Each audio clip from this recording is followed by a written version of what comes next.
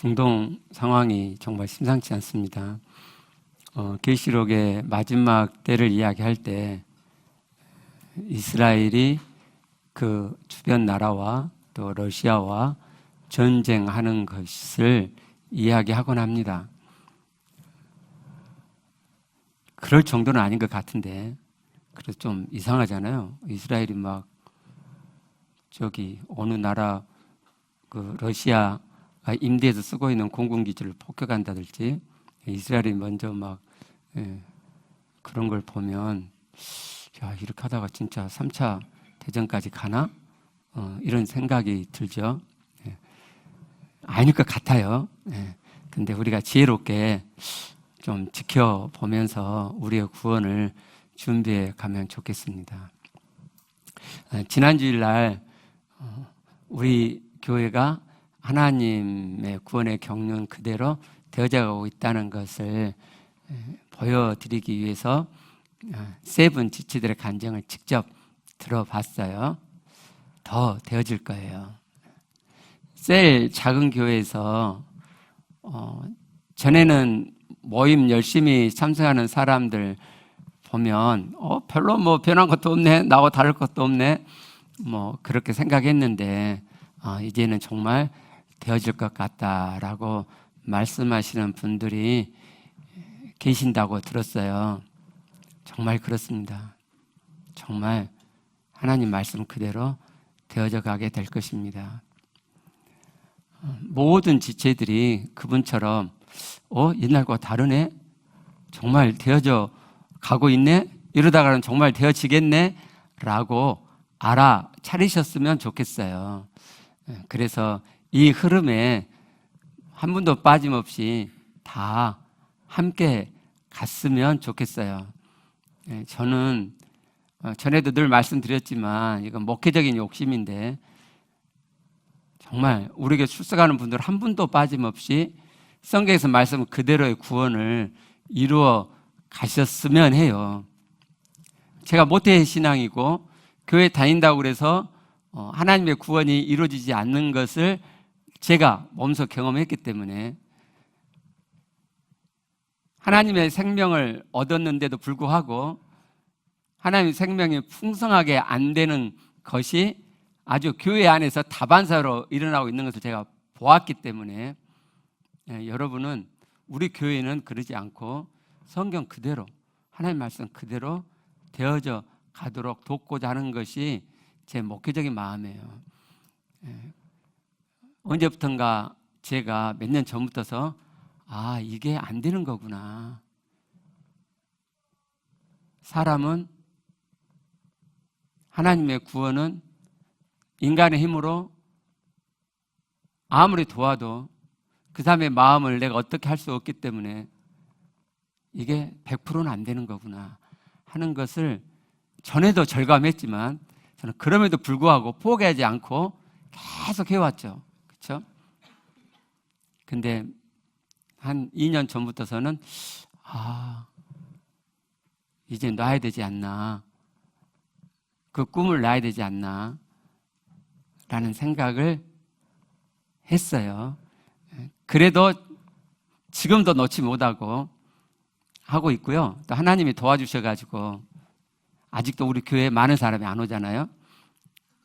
그렇죠? 저는 그걸 하나님의 인도로 봐요. 야, 기훈아, 아직 안 된 사람들 있잖아. 그 사람들 챙겨. 교회 수 넣은 것 신경 쓰지 말고 그 사람들 도와서 다 되게. 그렇게 말씀하시는 것으로 받아요. 우리 하나님이 기회 주실 때 우리 되어져 가시게요. 그럼에도 불구하고 지난주일날 그렇게 증거를 보여드렸음에도 불구하고 그래도 나는 안 돼. 다른 사람 다 돼도 나는 안 돼. 라는 생각을 하시는 분들이 계실 것 같아. 오늘 왜 그런 생각이 드는지를 성경 말씀으로 말씀을 드리려고 해요. 전에 저는요, 공부 잘하는 사람들을 보면 특히 최상 2층에 그 공부 잘하는 사람을 보면 저 사람은 머리가 좋아서 그래. 머리가 제일 좋으니까 공부를 제일 잘하는 그렇게 생각을 했어요. 그런데 제가 이제 우리 집 자녀들을 키우고 우리 교회 자녀들을 제가 어릴 적부터 지켜보잖아요. 어릴 적에 정말 머리가 좋은 아이인데 애가 점점 학년이 올라가면서 공부 못하는 아이가 되는 거예요. 이거 왜 그렇지? 아니, 한 명이면 제가 뭐 그럴 수도 있지 그러겠는데 한두 명이 아니에요, 우리 교회에. 그래서 제가 곰곰이 지켜봤죠. 며칠 전에요, 한 아이가 저한테 그러는 거예요. 시험 공부를 해야 되는데 시험 공부가 안 돼요. 며칠 남았니? 3일이요. 공부가 안 된단 말은요, 공부를 하고 있는데 공부가 안 된다는 게 아니에요. 아예 공부가 손에 안 잡힌다 이 말이에요. 3일 남았는데 공부가 손에 안 잡히는 거예요. 그리고 그냥 할 일 없이 책상에 앉아 있으면 멍 때리고 앉아 있고, 이제 그러기가 지루하니까 이제 뭐 책을 본다든지 만화책도 본다든지 뭐 3층 올라와서도 3층에 만화책을 다 치워버려야 되는데 성경 만화책 있잖아요. 뭐 그런 것도 보고 하루에 시간을 이렇게 보내는 거예요. 공부를 못 하는 거예요. 근데 걔는 제가 몇 년 전부터 도와왔던 애이기 때문에 제가 그랬죠. 네 마음에 어떤 생각이 있는데 공부가 손에 안 잡히냐? 그랬더니 그게 금세 이렇게 이야기하는 거예요. 완벽하게 못 해낼 것 같아서요. 남은 시간 동안 자기가 시험 공부할 그 분량을 완벽하게 못 해낼 것 같은 생각이 있기 때문에 공부가 손에 안 잡힌다는 거예요. 이해가 안 되시는 분이 계실 거예요. 근데 이런 아이들이 한두 명이 아니에요, 우리 교회에. 완벽하게 이해하고 완벽하게 외워져 갖고 완벽하게 준비해서 자신 있게 시험을 보고 싶은데, 완벽하게 시험을 치르고 싶은데 3일 동안 그렇게 못 해낼 것 같으니까 아예 공부를 안 하는 쪽을 선택하고 있는 거예요. 잘할 수 있는 아이인데, 그러니까 걔 성적이 신통치 않게 나오죠. 그래도 이 자녀는 조금은 공부를 해요. 3일 남아가고 안 하지 한 달 전부터 조금씩 하는 애란 말이죠. 근데요, 정말 완벽을 추구하는 아이는요, 한 달 전부터서도 공부를 안 해요. 우리 집에 그런 자녀가 2명이 있는데요. 우리 둘째는요, 검정고시 시험 볼 때, 그때가 1월인가 이제 새해예요. 1월이면 이제 검정고시 보는 것이 이제 그때 8월인가 봤나? 그러니까 이제 공부를 시작해야 될 거 아니에요. 그러면요, 책상 위에 첫 페이지, 검정고시 교재 첫 페이지가 딱 이렇게 펼쳐져 있어요. 한 달 지나도 한 페이지도 안 넘어가요. 2달 지나도, 3달 지나도, 4달 지나도, 5달 지나도. 우리가 생각할 때는 한 달 전인데 우리 둘째는 한 달 반 전에 시작했다 그러더라고요. 그때 이제 공부를 조금 하려고 해요. 예. 근데 한 달 반밖에 안 남았잖아요. 한 달밖에 안 남았잖아요. 예. 그러니까 공부가 잘 안 되죠. 그죠? 또 한 명 우리 셋째인데요. 우리 셋째는 중학교 때요, 우리 교회가 한 달 전에 시험 공부를 시키잖아요. 그러면요, 한 달 전부터서 우리 셋째는요, 공부를 안 해요, 안 해. 못 해요, 못 해. 시작을 못 해요. 왜 그래? 그러면, 아니, 한 달밖에 안 남았어. 한 달밖에 안 남았어? 한 달이나 남았잖아. 한 달이면 충분해. 저는 이렇게 이야기하면 애가 들을 줄 알았거든요. 아니요. 일주일이 지나도 공부 안 하고 막 서성거려요. 그리고 자기 마음이 불안하니까 아빠 하고 엄마 사랑해요 하고 그리고 막 당근 먹고 싶어 하고 2주가 지나도 그래요. 제가 답답해서, 야, 아빠가 공부해봤냐? 2주 동안 해도 중학교 때 이 공부는 충분히 해낼 수 있어. 굉장히 좋은 성적 나올 수 있어. 네 머리면은 정말 나올 수 있어. 처음에는 믿을 줄 알았어요. 아빠 말이니까. 공부를 해본 아빠 말이니까. 캥이는 여전히 못해요. 그래갖고 한 학기 날리고, 그 다음 학기 때 제가 심각하네 그래가지고, 야, 정말 아빠 말 좀 믿어봐봐. 이렇게 공부해봐. 그래가지고 걔가 2학년 2학기 때부터인가 일주일인가 더 남아갖고 공부를 했죠. 그래서 성적이 엄청 좋게 나왔어요. 그럼 저는 그 다음 학기 때는 이제 지가 알아서 할 줄 알았어요. 또 똑같아. 한 달 전에 공부를 못하고 있어요. 왜? 한 달밖에 안 남았잖아. 지금 웃고 이야기하지만 얼마나 제가 답답했겠어요. 그리고 걔가 어떻게 중학교를 졸업하고 고등학교 갔는데 학교 그만 다닌다고 하잖아요. 그리고 걔가 이제 혼자 공부를 하는데 저는 공부한 줄 알았어요. 4년 동안 공부 안 했어요. 철저히 속았죠. 공부 안 한가 수학 이거 길게 하면 안 되는데 하여튼 그래요. 그러니까 요지는 뭐냐면요,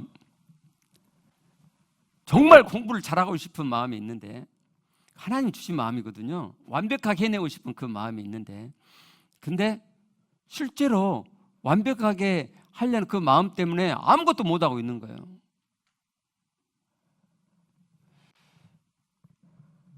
지금 여러분 중에 성인이 된 여러분 중에 학창시를 그렇게 보낸 사람이 있을 거예요. 공부를 잘할 수 있는데 그 문제를 해결을 못 해가지고 정말 완벽을 추구하는 애는요, 완벽하게 이해를 못하면 진도를 못 나가요. 그러니까 학교에서 오해를 해요. 애가 지적 장애가 있는 것처럼 버벅거리니까 이해를 못 해갖고 진도를 못 나가고 있는데 선생님 볼 때는 버벅거리니까 얘가 이해력이 아주 장애 수준이 있는 것처럼 착각을 하죠. 그렇게 이제 매도를 당하면 이 아이는 나는 머리가 나빠. 사실은 완벽한 이해를 추구하는 성향이 있는 아이인데 공부 진도를 잘 못 따라간다는 것 때문에 머리 나쁜 애로 매도당해요. 그러면 애는 공부를 안 하죠. 그 다음에 내가 머리가 나쁜데. 이런 안타까운 현상이 벌어지고 있는 거예요. 제가 이걸 알게 됐어요. 그래서 지금 학교 다니는 우리 교회 자녀들을 도와주고 있는 거고요. 자, 3 자동차 그림 한번 봐봐요. 자, 생각이 생화학 물질을 분비시키고 그 생화학 물질로 인해서 감정이 일어나고 우리는 그 감정을 따라서 행동을 하게 되죠. 우리가 보통 생각은 감정을 못 느끼는 생각도 많잖아요. 어떨 때는 생각이 바로 행동으로 가는 것처럼 보이지만 저 과정을 거쳐서 우리가 행동으로 가게 돼요. 그러니까 생각이 중요하잖아요. 완벽하게 못 해낼 것 같아요 라는 생각을 하니까 공부를 안 하는 선택을 하죠. 공부를 못하는 선택을 하죠. 살다 보면 너무 힘든 일들이 있게 되죠. 그리고 너무 힘들면 다 놓고 그냥 포기해버리고 싶다, 그런 생각이 들죠. 그러면 포기하게 되잖아요.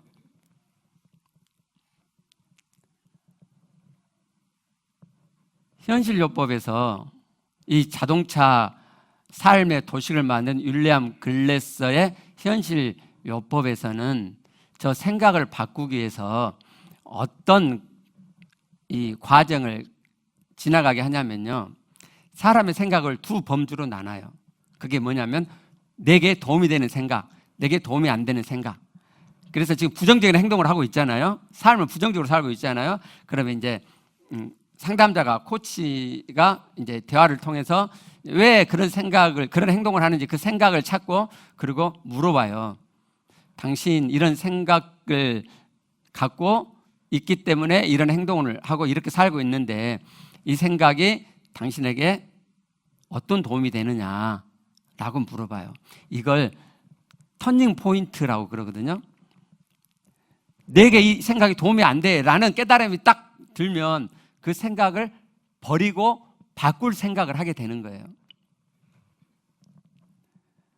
이제 제가 가르칠 때는 먼저 내가 갖고 있는 이 생각의 객관적인 사실이냐를 한번 따져보라 그러죠. 제가 오늘 왜 그걸 먼저 이야기 안 하냐면, 이 생각이 그 윌리엄 글래서의 그 과정 중에 있는 생각인지, 아니면 제가 이게 먼저 하면 도움이 되겠다 해서 만든 것인지를 제가 정확히 몰라서 제가 지금 소개를 미리 안 해드린 거거든요. 우리 생각이 객관적인 사실이 아닌 경우가 많죠. 느낌으로 막 생각하고 내 중심적으로 생각하고 객관적인 사실이 아닌데도 불구하고 그 생각을 마치 객관적인 사실인 것처럼 내가 가져와서 그 생각에 따라서 삶을 사는 경우가 대다수죠. 우리 마음은요, 반듯하지가 않아요. 우리는 굉장히 굽어져 있죠. 여러분 마음이 반듯하다고 생각하세요? 그럼 여러분은 굉장히 성숙한 사람이고 그리스도를 많이 닮았는 사람이에요. 그러면 여러분은 천국으로 살 거예요. 여러분 주변에 있는 사람과 갈등이나 분쟁이 일어나지 않고 천국으로만 살 거예요. 그게 반듯한 사람이에요. 그렇지 않죠? 막 갈등과 이 분열이 막 야기되죠. 내 마음도, 상대방 마음은 굽어져서 그런다고 생각하시죠? 그렇죠. 그게 아니고요. 나도 굽어 있기 때문에 서로 굽어 있는 사람이 부딪혀가지고 갈등이 유발되는 거예요. 정말 굽어진 사람들 많죠. 여러분, 이 사람 살다 보면 저 사람 만나지 않았어야 됐는데 그런 경우 있죠. 내 배우자가 그럼 진짜 골치 아프죠. 저도 그랬었는데 이 사람을 안 만났어야 되는데. 근데 배우자만이 아니고 우리 그냥 형제 지체 자매로 만났는데 저 사람은 안 만났어야 되는데 저 사람을 만나가지고 내가 이렇게 상처받는다, 내 인생이 정말 힘들다, 그런 사람 있죠. 마음이 심하게 뒤틀린 사람이어서 그래요.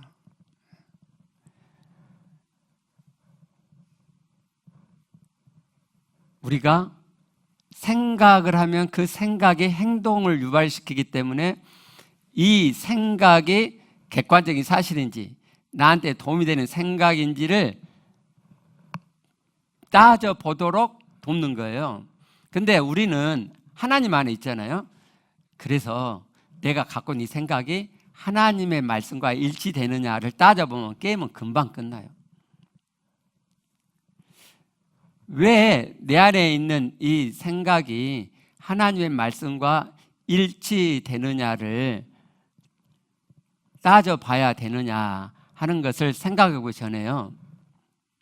여러분 좀 이상하다는 생각 안 드세요? 이런 거요. 내 안에 일어난 생각인데 왜 나한테 전혀 도움이 되지도 않는 생각이 그렇게 많이 내 안에 뜰까요? 아니, 완벽하게 하고 싶은데 시간이 부족해. 그러면 그 남은 3일이라도 한 만큼 하면 성적이 그만큼 나오잖아요. 그죠? 그게 상식이고 지혜잖아요. 그게 나한테 도움이 되는 거잖아요. 근데 왜 완벽하게 못할 것 같으니까 아예 안 하고 있냐 이 말이에요. 왜 그런 나한테 도움이 하나도 안 되는 생각들이 내 안에 이렇게 자꾸 드냐고요. 가끔 드는 것도 아니고. 힘들 때 우리가 그만두고 싶을 때가 있잖아요. 저는 목회할 때 인정욕구, 제가 인정욕구 대왕이었는데 제가 인정욕구로 목회하지 않아요. 여러분도 그걸 아시잖아요. 그런데요, 이렇게 목회하다 우리 지체들이 힘든 모습들, 하나님적으로 반응하지 않고 인간적으로 반응해가지고 부부의 갈등이 생긴다든지 자녀와 갈등이 생긴다든지 막 지옥을 풀어내고 살고 있는 모습을 이렇게 제가 듣게 되거나 보게 되잖아요. 그러면 한 분이면 제가 괜찮아요. 근데 한 분이 그랬어. 또 한 가정. 그렇게 연달아 막 3개, 4개가 이렇게 들리잖아요.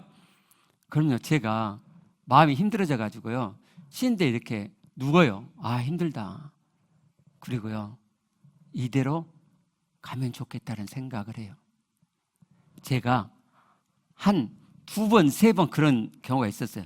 제 목회 전 기간 동안에 2-3번 그런 경우가 있었어요. 그때 제가 생각을 안 바꾸면 죽음으로 가죠. 그래서 자살을 하는 거예요, 사람들이. 근데 그 생각을 바꾸죠. 바꾸니까 제가 지금도 살아있는 거죠. 그렇죠? 왜 이렇게 나한테 도움이 하나도 안 되는데 내 안에 부스부스 그런 생각이 들까요? 그죠? 힘들어요. 그래서 죽어야 돼요? 왜 그런 생각이, 나한테 도움이 하나도 안 되잖아요? 그 답이 요한복음 10장 10절에 있어요. 한번 보죠. 자, 도둑이 오는 것은 도둑질하고 죽이고 멸망시키려는 것뿐이요 내가 온 것은 양으로 생명을 얻게 하고 더 풍성히 얻게 하는 것이라. 자, 도둑과 나가 대조돼 있죠. 나는 예수님이잖아요. 예수님이 하신 말씀이잖아요. 도둑은 사단 마귀죠. 대조돼 있어요. 하는 일도 대조돼 있죠. 도둑은요, 사단 마귀는 죽이고 멸망시키는 거죠. 예수님은요, 우리로 생명을 얻게 하고 생명을 더 풍성히 얻도록 하는 거죠. 그러니까 내가 하나님 생명 풍성하게 살지 못하게 하는 것은 누구 짓이에요? 사단 짓이라고요. 사단이 하나님이 우리에게 생명을 주시고 그 생명이 풍성하게 되는 것을 도둑질하고 죽음의 삶으로 가게 하고 우리를 멸망시키려 한단 말이죠. 왜 내 안에 도움이 하나도 안 되는 내 삶을 어그러뜨리는 쪽으로 생각이 뜨느냐? 사단 마귀가 내 안에 그 생각을 넣어주기 때문이죠. 그래서 내 삶이 천국 되지 못하고, 하나님 내 안에 들어와 계시는데도 불구하고, 그래서 내 안에 천국이 시작됐음에도 불구하고 천국 되어 살지 못하고 오히려 지옥과 같은 어둠의 삶을 내가 살아가고 있는 거죠. 사단은 눈에 안 보이죠. 영적 존재잖아요. 그러니까 내 안에 뜨는 이 사단이 주는 생각들이 사단이 주는 생각이라는 생각을 우리가 못하는 거예요. 그리고 내 생각이라고 생각하죠. 내 생각. 생각을 해보세요. 내 생각인데 여러분의 도움이 안 되는 생각 지금부터 하지 말게요. 우리 이제 도움이 안 되는 생각 하지 말고, 뭐 멍청하게 도움이 안 되는 생각을 해요. 자, 여러분 지금부터 여러분 안에 도움이 안 되는 생각 안 하는 삶 살 수 있겠어요? 못 살죠? 이상하죠? 내 생각이라며요. 내 생각에도 왜 내가 주관하지 못하죠? 내 안에 다른 존재가 있다는 말이죠. 내가 주관하지 못하는 어떤 영적인 존재가 나에게 생각을 넣어준단 말이에요. 그게 사단 마귀예요. 그래서 내 안에 내게 도움이 안 되는 생각들이 막 뜨는 거예요. 근데 우리는 그것도 모르고 내 생각인 줄 알고 덥석 잡아갖고 그 생각을 따라서 살기 때문에 지옥과 같은 어둠의 삶, 묵직한 삶을 살게 되는 거죠.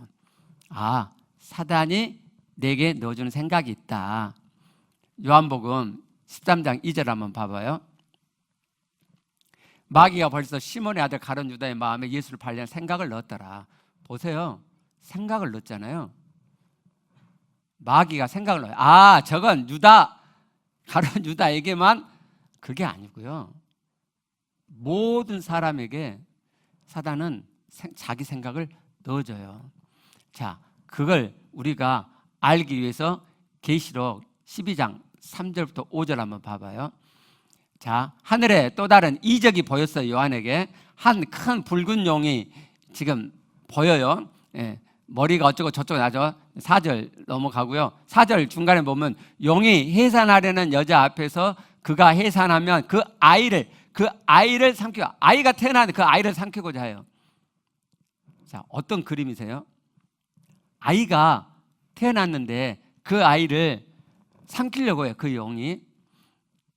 그 영이 누군지 알면 더 쉽게 이해하시겠다. 12장 9절을 보면요, 이 영을 옛뱀, 곧 마귀라고 하고 사단이라고 한다고 분명히 말씀하죠. 그러니까 조금 전에 읽었던 12장 앞부분에 나와 있는 그 영은 사단 마귀란 말이에요. 그 사단 마귀가 어떤 아이가 지금 탄생하려고 하는데 그 아이를 삼키려고 해요. 그랬는데 실패하고 어떻게 돼요? 제 얼굴 모습 버리고 그 아이를 하나님 앞과 그 보좌 앞으로 올려가요. 마귀가 아이를 삼키려고 했는데 그 아이가 하나님 보좌 앞으로 올라가요. 어떤 그림이 그려지시죠? 그죠? 예수님이죠. 사단 마귀가 예수님을 삼키려고 했는데 실패하고 예수님이 부활해서 올라갔다는 그림이에요. 그 뒤를 쭉 이렇게 생략하고요. 12장 17절을 보면요. 용이 여자에게 분노해요. 이제 아이를, 예수 그리스도를 삼키려고 했는데 실패했잖아요. 그래서 그 아이를 낳은 여자를 이제 이렇게 망가뜨리려고 하고요. 그게 실패해요. 그것이 실패한 다음에 어떻게 하냐. 17절 보면 돌아가서 그 여자의 남은 자손 곧 하나님의 계명을 지키며 예수의 증거를 가진 자들과 더불어 싸우려고 바다 모래에 서 있어. 바다 모래에 서 있는 것은 계시록 공부하신 분은 알겠지만 이제 13장에 나오는 짐승과 연결짓기 위해서 나와 있는 표현이고요. 그 앞에 하나님의 계명을 지키며 예수의 증거를 가진 자, 여자의 남은 자손은 계시록의 1차 독자인 수신자들이죠. 그리고 2차 독자인 우리, 예수 믿는 우리란 말이에요. 여자의 남은 자손은 1차는 계시록을 받은 1차 독자, 아시아 7개의 성도들이고 2차는 우리의 예수 믿는 자. 자, 사단이요, 예수님을 삼키려고 했어요. 그래서 하나님의 구속 사역을 망가뜨리려고 했어요. 실패했어요. 실패하고 어떻게 했죠? 그 여자의 남은 자손인 우리를 삼키려고 한다 이 말이에요. 제가 그 링크에 드리려고 했다는 그 목사님이 이걸 설명하면서, 그분 성경 공부 잘 가르친다겠죠? 예, 하시면서 이렇게 설교하는 거예요. 사단이 예수님을 삼키는 실패한 그 분풀이로 대상을 찾은 것이 여자의 남은 자손이다. 구속사로만 성경을 보면 그렇게밖에 이해가 안 돼요. 구속사로 성경을 보면은 오직 예수님의 십자가의 구속 사역만 초점을 갖죠. 그 구속 사역을, 예수님께서 구속 사역을 이루시고 그 다음에 목적한 바를 생각을 안 하는 거예요.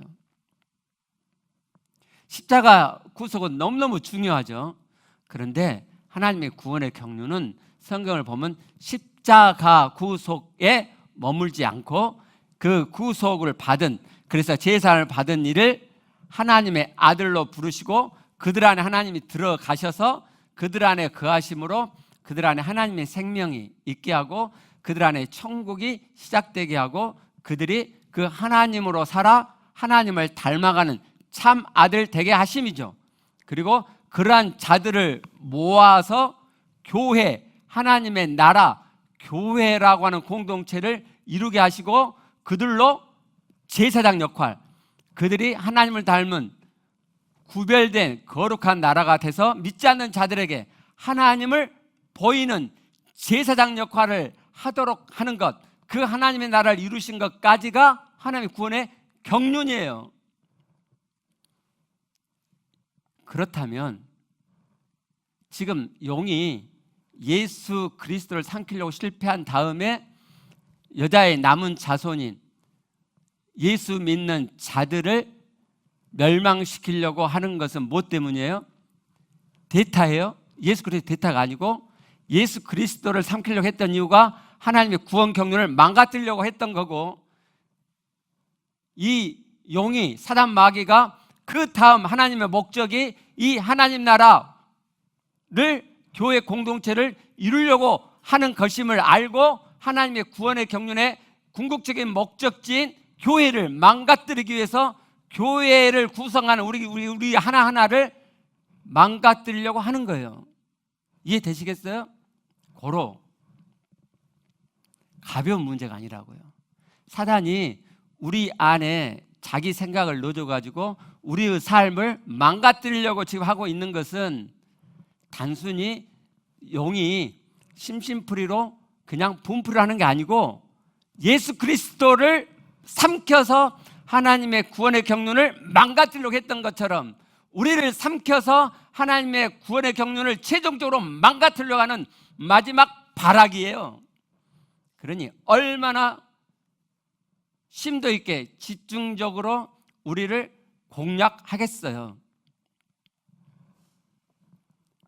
그래서요, 창세기 3장 보면 사단 마귀는 영악하다고 나오죠. 그 영악하다는 그 표현은 사실 지혜롭다는 표현이에요. 근데 사단 마귀한테 지혜롭다고 좋게 표현할 수 없으니까 영악하다고 이 표현을 조금 나쁘게 그렇게 번역을 했죠. 사단은 머리가 좋아요. 그렇기 때문에 우리를 어떻게 하면은 넘어뜨릴 수 있는지 아주 잘 알아요. 그래서요, 사단이 쓰는 전략 하나가 어릴 때부터 우리를 미혹시키는 거예요. 자, 계시록 12장 9절 한번 봐봐요. 자, 그 영이 어떤 짓거리를 하는지가 나와 있는데 온 천하를 꿰는 자라 그랬죠. 저 천하를 꿰는다는, 저 꿰는다는 말은요, 플라나오라는 헬라어인데 저 뜻은 길을 잃게 하다, 빗나가게 하단 말이에요. 어떤 길을 빗나가게 할까요? 어떤 길을 잃어버리게 할까? 길이 뭘까요? 사단이 하는 짓거리가 뭐죠? 창세기 3장 보면 우리가 잘 알 수 있죠. 하나님의 말씀의 길을 잃어버리게 하는 거예요. 하나님의 말씀에서 벗어나게 하는 것이 사단이 하는 미혹이에요.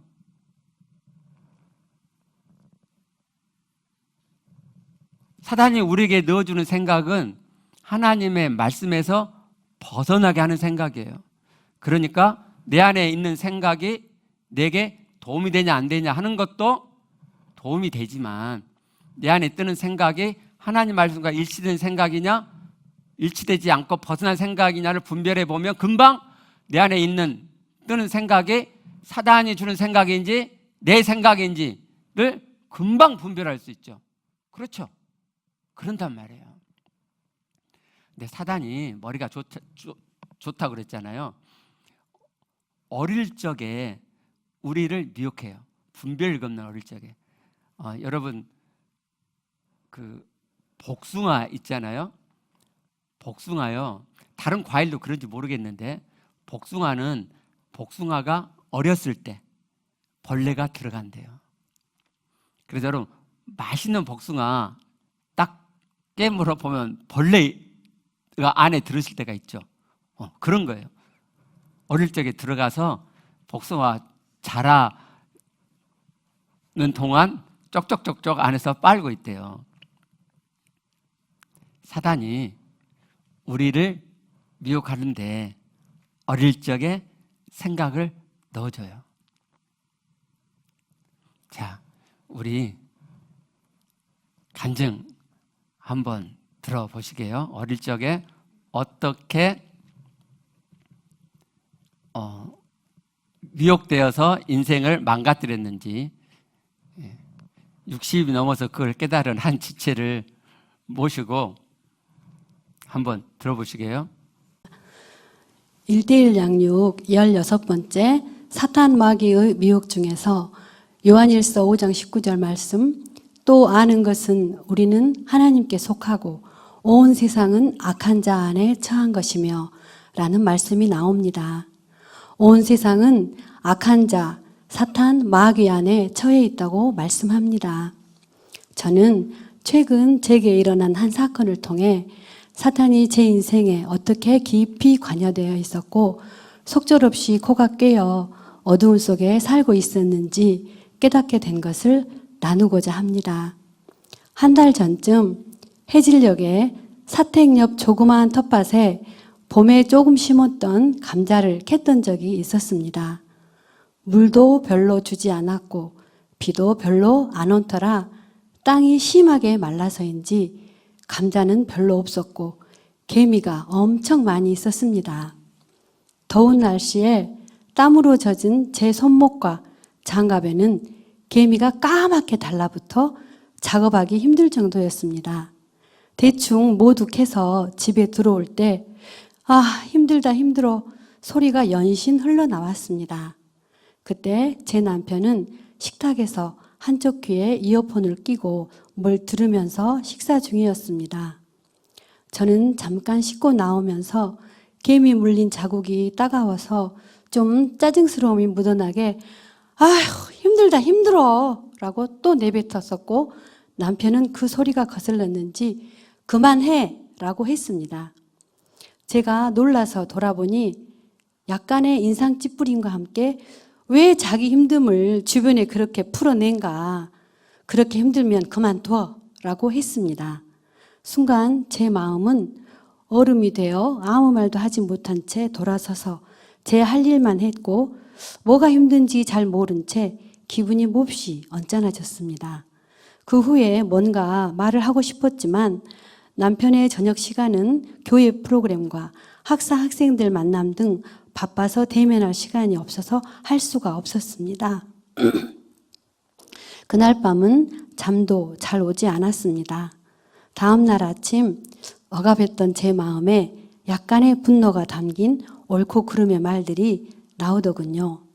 남편에게 내가 밭일하고 온 지 힘들다고 말한 적 있었어요? 그 짜요 한번 해주면 안 되나요? 나도 한번 해볼라네.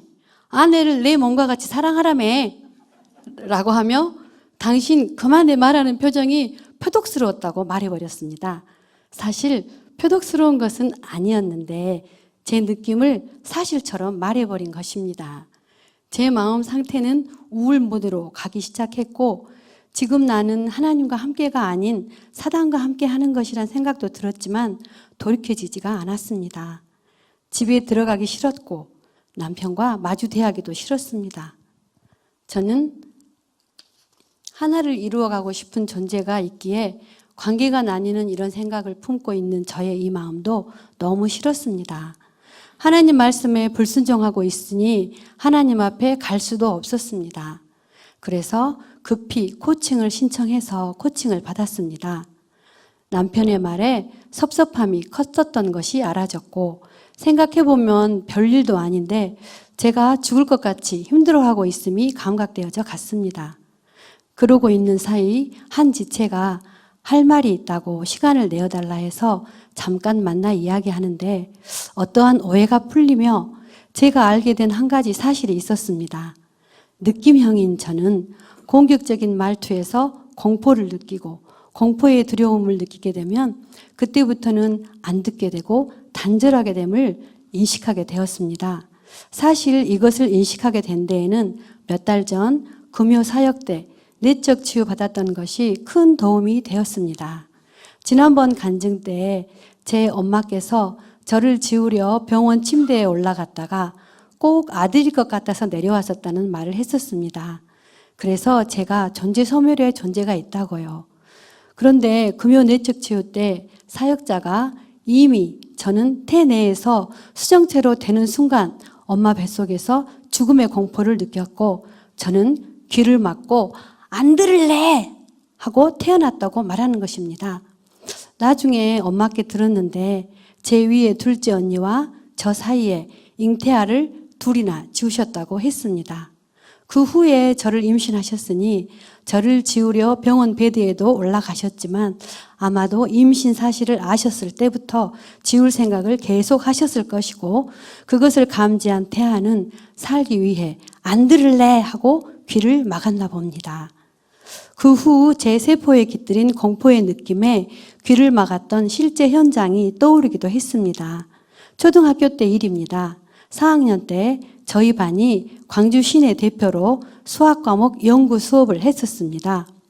교장, 교감 선생님은 물론 광주 시내 모든 국민학교에서 많은 선생님들로 교실 주변을 둘러싸인 채 수업이 시작되었는데 당시 아가씨였던 선생님의 긴장된 태도와 학급 간부였던 저는 잘 해내야 된다는 책임감과 함께 긴장이 극도에 달아 공포감에 그 수업 시간 내내 머리가 하얗게 되어져서 아무 생각도 나지 않았고 선생님의 설명도 전혀 들리지 않았던 기억이 있습니다.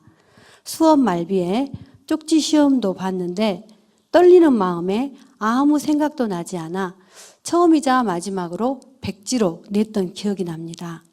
그 수업 시간 내내 공포감에 두려웠을 거라 생각하니 이제야 저도 제가 했던 그때의 행동이 이해가 되어져 갔습니다. 이런저런 생각을 해도 남편을 탓하고 있는 문제의 실마리는 풀리지 않고 답답하던 차에 가까이 있는 한 지체와 잠깐 마주해서 이야기할 기회가 있었습니다. 제 이야기를 들은 지체가 사단은 관계를 깨는 일을 하지 않은가? 요한일서에 사랑 안에 두려움이 없고 온전한 사랑이 두려움을 내쫓나니 말씀하지 않는가? 하나님 사랑 안에 그 공포의 두려움 쫓아내불세 하는데, 아, 맞다. 공포의 실체가 사탄이었구나. 그러네. 인식되는 순간 남편이 그만해라고 말하며 바라보는 그 약간 찌푸린 인상에서 내 세포에 절여있는 그 공포의 느낌이 확 올라왔었구나. 내 문제였구나. 남편은 집안 분위기를 흐리는 제 말에 충분히 그렇게 말할 수 있었을 텐데 사연에서 반응한 제 부족으로 인식되니 분노의 마음이 쑥 내려가는 것입니다. 그리고 남편 탓했던 마음도 어느새 사라져 객관적인 상태가 되니 마음이 맑아졌습니다. 이미 태내에서부터 사연을 심어놓은 그 사단의 실체가 감각되어졌습니다. 그러면서 결혼 초에 힘들었던 그 세월도 사연이 뭔지도 몰랐을 당신에겐 늘 공포의 느낌의 순간이었겠구나가 알아지며 왜 내가 결혼 초에 매일 죽고 싶다는 생각 속에 지냈는지, 난 왜 그렇게 남편의 말이 경청이 안 되었는지 다 이해가 되어졌습니다. 태아 때로부터 지금의 인생이 해석되어지는 순간이었습니다. 제 자신 스스로가 이해되어져 갔습니다. 중고등학교 시절 수업 시간에도 때때로 어떤 상황, 잘못할 것 같다든지 그래서 어렵다고 생각하면 두려움에서인지 안 듣기를 선택하고 시험 기간이 되면 그때서야 혼자 교과서와 참고서를 보며 낑낑대면서 난 수업 시간에 안 듣고 뭐 했을까 할 때가 많았습니다. 하나님 앞에서도 마찬가지였을 것입니다. 역시 잘못할 것 같은 사단의 생각에 잡혀 두려울 때면 잘 듣지 않은 적이 많았던 것 같습니다. 제가 살기 위해 선택한 것이었지만 잉태케 하시고 죽을 고비를 넘겨 생명으로 태어나게 지켜주신 하나님은 뒤로 한 채 사단이 넣어준 생각, 느낌 속에서 사단을 따라 생각하며 살고 사단을 살찌우는 어두운 선택들을 했던 제 인생이 한없이 어이없고 몸은 어른인데 내면은 참으로 어린 그야말로 괴물 같은 인생이었음이 알아진 순간 참 억울하고 비통함도 들었습니다. 남편과 이번 일에서도 요한복음 13장 2절 마귀가 벌써 시몬의 아들 가룟 유다의 마음에 예수를 팔리는 생각을 넣었더라 말씀에서 보듯이 제가 진짜 미워하고 대적해야 할 대상은 시시때때로 관계를 깨려는 사단이지 보기만 해도 사랑스럽고 제가 정말 좋아하는 남편이 아님을 더 명확히 깨달아 알게 되었습니다. 참 나이 60이 넘어서야 통찰이 되다니 한탄도 되지만 이제라도 감사하고 이것으로 인생이 해석되니 뭔가 뚫리는 시원함도 있습니다. 내 안에서 뭔가 막이 거친다거나 할까요? 이제는 부활하신 예수 그리스도의 참 생명을 받은 자로 거듭난 자답게 그 생명의 빛을 받아 하나님의 진짜 자녀의 삶을 살아드리고 싶습니다. 두려움을 벗어버리고 내 마음의 중심에서 귀를 활짝 열어 매일 하나님을 만나가는 꼼지락을 해가고 싶습니다. 또 넘어지는 순간이 오겠지만 그 순간에도 다시 일어나 우는 사자와 같이 두루 다니며 산기차를 탔는 사단의 반대편에 서서 부단히 대적해 가고 싶습니다. 제 아내입니다. 예. 예. 한 사람이 조금 변화되는 게 아니라 근본적으로 변화되는 모습을 볼 때 너무 목회하는 사람으로서 기쁘죠. 예. 저는 정말 제 아내를 만나가지고 성장했거든요. 예. 아내의 부족한 모습을 이해하고 용납하고 품으면서 제 부족을 보고 하나님 앞에 굴복시켜 감으로 제가 지금까지 자라왔거든요. 그런데 제가 제 아내한테 그랬어요. 몇 년 전에. 나는 당신 때문에 이렇게 성장해서 고마운데 당신은 정말 걱정된다. 예. 여전히 어린아이 모습, 자기 중심적 이기적이고 사단에게 먹힌 모습으로 살아가는데 그 부족을 모르니까 아니 이야기해줘도 몰라요. 예. 그러니까 얼마나 답답했겠어요. 근데 지난번 간증 때도 좀 변할까 했는데 아직 근데 이번에 정말 깨달았거든요. 정말 저렇게 깨달으면요 삶이 달라져요. 마음이 달라지잖아요. 내 부족을 알잖아요. 내가 왜 이렇게 살고 있는지, 사단에게 내가 어떻게 먹혔는지. 사단이요, 영리하잖아요. 어릴 때 생각을 딱 주잖아요. 그러면 그 생각이 반복되죠. 우리 생각 시스템은 그러는 거예요. 생각이, 같은 생각이 계속 반복되잖아요. 그럼 그게 그 생각이 굳어져요. 그럼 그 생각이 신념이 된다고, 신념이. 그래가지고 그 다음부터요, 사단이 매 순간 생각을 넣어줄 필요가 없어요. 이제 전자동이에요. 그 전자동도 센서가 너무 좋아가지고요, 꼭 그런 상황일 때만 그 생각이 작동되는 게 아니고요, 조금 비슷하면 작동이 돼요. 자라보고 놀란 가슴, 소똥 보고 놀란다는 말이 있잖아요. 조금만 비슷한 상황이 되면 똑같은 생각이 내 안에 일어나고 내 삶을 잡아먹는 거예요. 전자동이에요. 사단이 어릴 적부터 넣어줬던 생각이 내 안에 고착화되면, 그러면 나는 완전히 전자동으로 먹히는 거예요. 전자동으로. 우리의 삶을 망가뜨리는 사단이 하는 작전 하나가 또 뭐냐면, 관계를 어그러뜨리는 생각을 주는 거죠. 지체 한 분을 모셔다가 한 6, 7분 간증될 거예요. 우리 간증을 한번 들어보시게요. 제 마음의 중심은 사단이었습니다. 그동안 저는 영을 많이 만나고 내 안에 계시는 하나님을 만나도 사연과 특성에 걸려 쉽게 사단에게 넘어가기가 일쑤였습니다. 민마음 보기를 소홀히 했구나 깨달아져서 각성하고, 그때부터 민마음 노트를 만들어서 적극적으로 민마음 보기를 시작한 지 4개월이 조금 넘었습니다. 내 안에 주님을 모시고 나의 주, 나의 하나님이라고 고백했지만 내 안에 주님을 손님처럼 모셔놓기만 했구나. 내 생각, 가치, 사상을 가지고 사연, 특성, 신념을 주장할 때면 더욱 내가 사단을 주인 삼아 사단의 종으로 살았구나. 핵심은 내 마음 중심을 드리는 거였구나를 깊이 깨닫게 되었고, 그때부터 수시로 내 안에 계시는 주님을 느끼고 수시로 내 마음을 들여다보며 생각을 분별하고 수시로 하나님께 마음 중심을 드리는 적극적인 꼼지락을 시작한 지 4주쯤 지났습니다. 돌아보니 마음을 놓치는 때도 있어서 아쉬움이 있기도 하지만, 분명한 변화는 일상에서 사단을 인식하고 사단의 생각을 찾고 많은 순간들에서 하나님의 생각은 뭘까 하고 묵상하게 됩니다. 또 다른 변화는 하나님과 반대되는 생각을 하나님께 복종시키는 순간, 하나님께 내 마음 중심을 드리는 순간들이 정말 기쁘고 즐겁게 느껴지는 것입니다. 세밀하게 민마음을 보아가니 끊임없이 짓고 있는 지독한 죄들을 보게 되었습니다.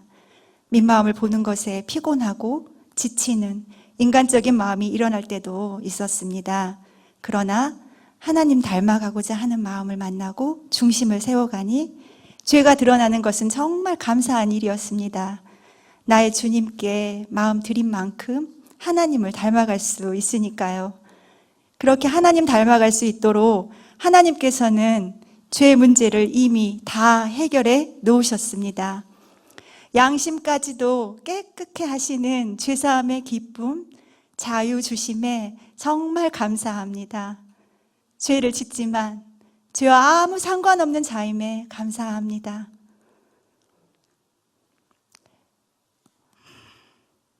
한 6년 동안 미움, 원망, 용서하지 못하는 마음으로 불편한 관계가 있었습니다.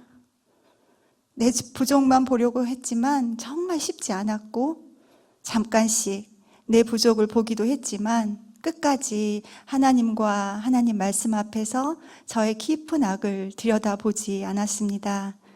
간간히 수면에 올라올 때마다 사연과 특성, 신념을 주장했으며 마음이 생지옥이 되었음에도 오히려 침묵하며 내 이웃을 내 자신과 같이 사랑하라는 말씀 앞에 끝까지 서지 않았습니다.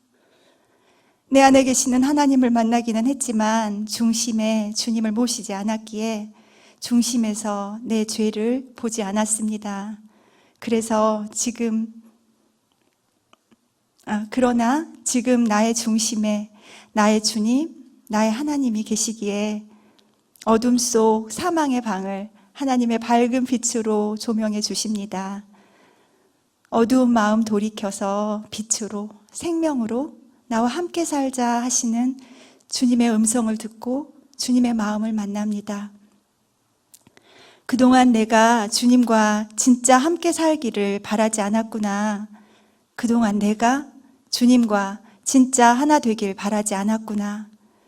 그동안 내가 마음에, 지식에, 생각에 하나님 가지고 있기를 싫어했구나가 깨달아지며 하나님께 정말 많이 죄송했습니다. 그리고 6년 동안이나 마음에서 미움, 원망을 가진 채 용서해 주지 않은 저의 죄악이 보이며 지체에게 정말 많이 미안한 마음이 들었습니다.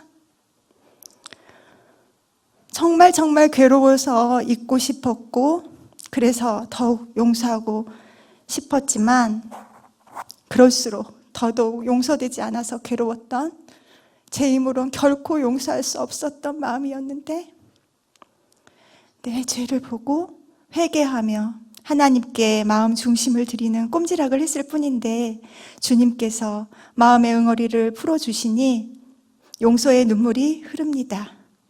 이 자리를 빌어서 다시 한번 지체에게 미안한 마음을 전합니다.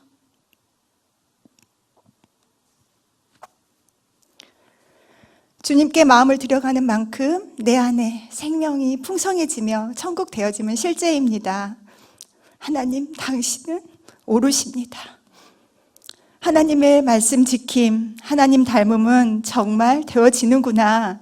내 안에 시작된 천국 실제가 더욱 풍성해짐에 기쁘고 감사합니다.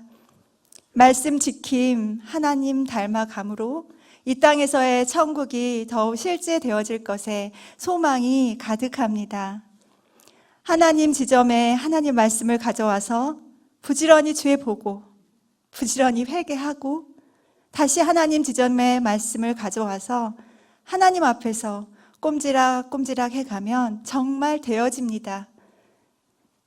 내 마음 중심을 나의 주님, 나의 하나님께 드리기만 하면 정말 되어집니다. 지금 이 순간에도 제 마음의 중심을 주님께 드립니다. 하나님 감사합니다. 하나님을 찬양합니다. 아멘. 부지런히 죄 보고 그러기가 쉽지 않거든요. 목회자로서 나름대로 신앙생활 잘하고 있고 뭐 하나님께 감사하고 그렇게 하고 있는데 그 정도는 진짜 신앙이 아니라고 죄 더 보라고 인간적인 거 더 보라고 하기가 쉽지 않아요. 그리고 그게 걸려갖고 교회 옮긴 분도 있어요. 자기가 신앙이 좋은데 신앙 좋다고 막 인정을 해줘야 되잖아요. 근데 하나님의 지점이 있단 말이죠. 하나님 우리에게 주시려고 하시는 구원의 삶이 있어요. 하나님의 생명이 풍성하게 되는 삶, 이 땅에서 천국 되어 살아가는 삶, 하나님을 닮아가는 삶 있다니까요. 그러려면 사단에게 먹힌 인간적인 생각과 마음보를 봐야죠. 부지런히 지약을 봐야죠. 더 봐야죠. 더. 그걸 보기 싫어갖고 관계를 안 하고 뒤로 물러는 사람들도 있죠. 산속에 들어가서 돛 닦으면 신앙이 좋은 거예요? 아니, 어떤 스님이 그랬다잖아요. 산에 가서 돛 닦고 이제 됐다 하고 내려왔는데 길 가는 차가 물장구를 튕기니까 저 새끼 그랬다는 거 아니에요. 그렇죠? 그게 뭔 도는요. 관계 속에서 닦는 거예요. 하나님 닮아감은 성숙이라는 것은 관계 속에서 우리 지체가 이야기처럼 6년 동안 용서하지 말고 미워했다 그러잖아요. 이미 사과했는데 또 읽으면서 또 사과를 하네요. 이 안에 있어요. 그 상대 지체가.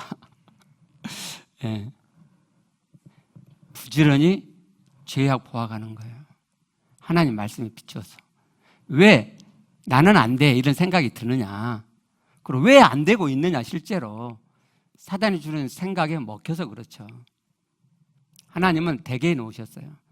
사단이 주는 생각을 내가 반대하면, 하나님 생각, 사단이 주는 생각을 어떻게 알아챌 수 있다고요? 하나님 말씀에 비춰보면 알잖아요. 하나님이 자살하라고 그래요? 그냥 죽어버리라 그래요? 힘드니까? 그건 사단이 주는 생각이고 명확하잖아요. 그렇게 알아가면, 그 사단이 주는 생각을 반대하고 하나님 주신 말씀을 쫓아가면 누구나 다 돼요. 누구나 다 됩니다. 하나님은 절대로 차별하지 않으세요. 예수님이 이 땅에 오셔서 하신 복음의 삶, 행동 가운데 하나가 뭐냐면 남녀노소, 유대인, 이방인 모든 차별을 다 철폐한 거예요. 하나님 앞에 모두 평행선으로 서는 거예요. 누구나 다 돼요. 다. 능력 있고 능력 없고 하나님 앞에 그런 거 없어요. 안 된다고 그래도 생각하시는 분, 실제로 안 되는 분 있을 수 있어요. 하나님의 말씀과 하나님을 믿으세요.